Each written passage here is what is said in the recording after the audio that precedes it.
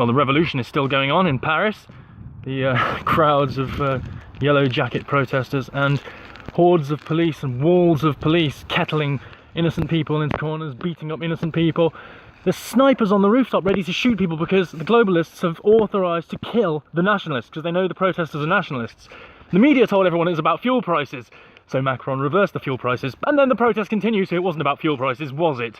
It was about globalism, it's about what's happening to that country. And Marine Le Pen should really use this as an opportunity. She's really popular now and she could save that country. She's ready to save Paris. Paris is now being destroyed. Not by the protesters, by these policies. By globalism. You know, that thing that was conspiracy theory. You know, the thing that the left don't seem to believe it exists. Because it's just about fuel prices. Oh, they're just racist. They don't like carbon tax. Meanwhile, the French police intern 278 students, have them on their knees with their hands on their head, like a military camp, like a prisoner of war camp. Surely these are kind of human rights abuses. What are they going to do if they move? They're going to shoot them. These are human rights violations that should concern the UN, another globalist body. I'm sorry, everything has to come down to globalism, but who is going to police the police? Has to be a bigger, larger body than that. And unfortunately, you know, whenever there's human rights abuses happening in the world, the UN is supposed to be the ones that condemn it, and people call for the UN to condemn it. But the UN condemned, you know, things when it's against globalism, but when it's against nationalism, when nationalists are actually getting killed, they don't say anything, of course. Just like Israel. They permit their war crimes, just like Saudi Arabia. They permit their human rights abuses and their Sharia in Pakistan, etc. Everywhere else, no. But something needs to change seriously fast, and this is the day of revolution. This is the weekend of revolution in our countries in general. It'll be tomorrow in Britain, and I'm worried about what's going to happen, to be honest. But Paris today, it could inspire Britain tomorrow. It could inspire huge riots, and there could be a coup in Britain tomorrow if there's a coup today in Paris.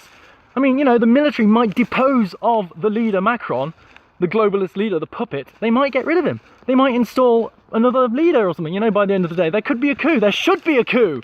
I mean, there's been a coup already when Macron took power because he didn't win the election. And that's quite clear now. That's quite clear with 14% approval rating. He didn't win the election, but the globalists forced him through anyway.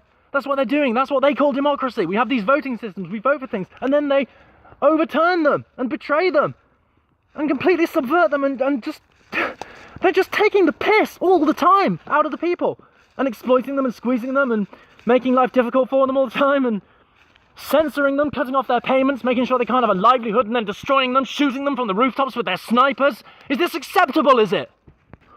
I was saying don't do violence, don't do violent things because I don't encourage violence. But if you're going to be behaving like this, if you're going to have snipers on the rooftops, if you're going to be interning students on their hands and knees and beating people up in the streets, you deserve everything that happens to you. I'm not going to advocate anything, but I'm not going to say that it didn't work last time. I mean, it did work last time quite clearly because the government backtracked. So we know that those kind of tactics work.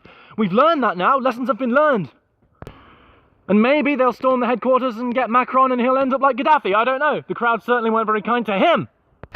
But this weekend needs to be a turning point for Europe. It needs to be the end of globalism in Europe.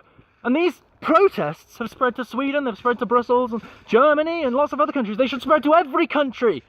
Because we're all under globalism. Everyone has a right to protest, and if they're going to crack down and use lethal force against people's legal right to protest, they don't have any right to call themselves democratic anymore, and it doesn't have any right to call itself a democracy anymore. When you see people being interned like a prisoner of war camp, when you see snipers on the rooftop, when you see people snitching and plainclothes snitch officers, etc., just going around, and walls of people kettling innocent people and beating them up in the streets, when you see that actually happening, that is not democracy!